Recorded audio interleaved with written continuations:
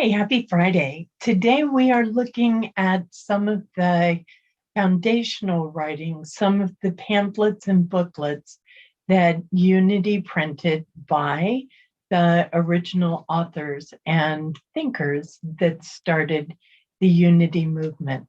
This particular booklet is How to Handle Substance Spiritually by Charles Fillmore. For any of you who don't know, Charles Sherlock Fillmore was born August 22nd in 1854. He passed away in July of 1948.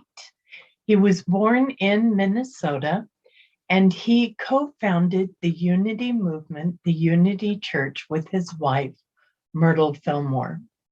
Charles Fillmore was the more scientific of the couple and the less spiritual. So anytime he offered a writing, it tends to carry the scientific method, and he lays out a particular path, a particular recipe for us to follow. And he does so in this book, How to Handle Substance Spiritually. I'm not going to read this whole pamphlet to you. I'll just hit the high points. If this is a reading that you would like to find, you can look it up on unitytruth.org or see Patricia at Unity El Cajon, and she can help you get it too. So we'll start with the affirmation. The all-providing mind is my resource, and I am secure in my health and in my prosperity.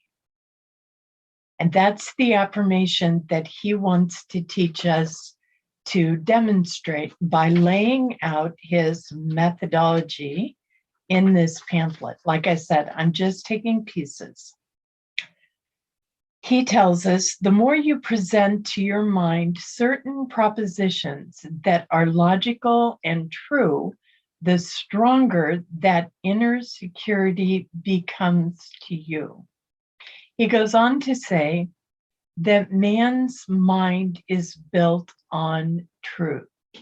So it's the things that we believe that we are able to see. He goes on to say, just here is another point. There is a law governing all true action. Nothing comes by chance. There are no miracles. Nothing merely happens. There is no such thing as luck. All happenings arise from the law of cause and effect.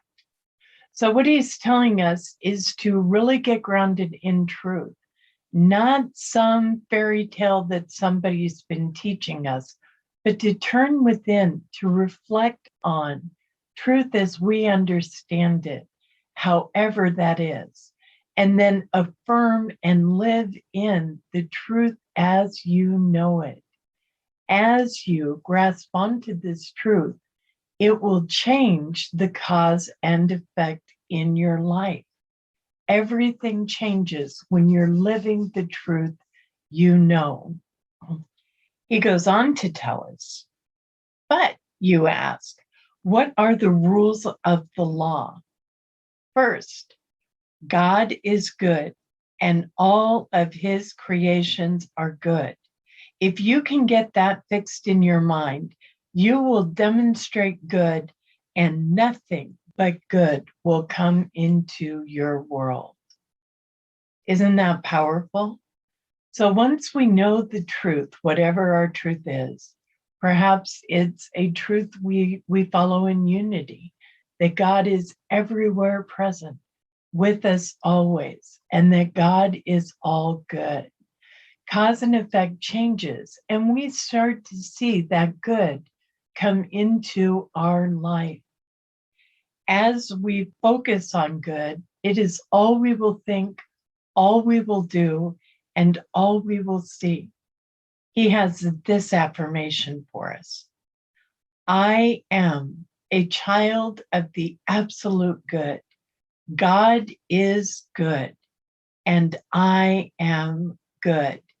Everything that comes into my life is good, and I am going to have only the good. I'll read that for you one more time.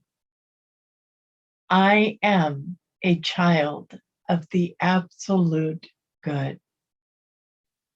God is good, and I am good.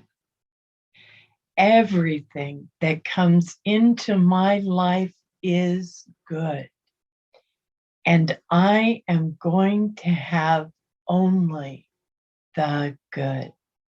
Isn't that powerful? What a wonderful affirmation. Okay, moving forward in this little book, we come to this statement.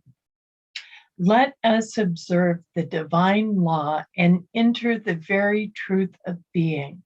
Let us realize that there is an all-providing help and support. That's God, all good, all help. You might remember, or maybe you don't know, that Myrtle Fillmore was first drawn to metaphysics and the belief in things beyond seeing when she heard the affirmation, "You are a child of God and cannot inherit sickness." Well, she knew that was true. She knew that was absolute truth. And she affirmed that constantly, blessing every single cell in her body, giving thanks for everything that she could do. Even though she had lived a life of sickness and limitation, her abilities began to grow and change. When they had told her she was at the end of her life, she changed that into the beginning of her life by using these affirmations, by using affirmative prayer. Charles Fillmore took it and put it into this scientific method on how to handle substance spiritually. He ends with these words. Declare with assurance, the all-providing mind is my resource, and I am secure in my health and my prosperity.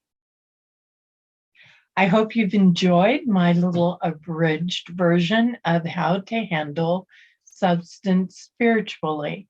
I also hope that you too will look into some of the original teachings from Unity. It's amazing how powerful they are today. Thank you for joining us, and let's stay connected and grow in spirit. We are on Facebook. Search for Unity Church of El Cajon and follow us and like our posts. You can reach us on YouTube at Unity Church of El Cajon. Please subscribe to our channel, watch our videos, and leave comments which can help us improve. We are on the web at unityofelcajon.org. Email or call our church office to receive our weekly newsletters, which lists all of our activities and opportunities to learn and grow together.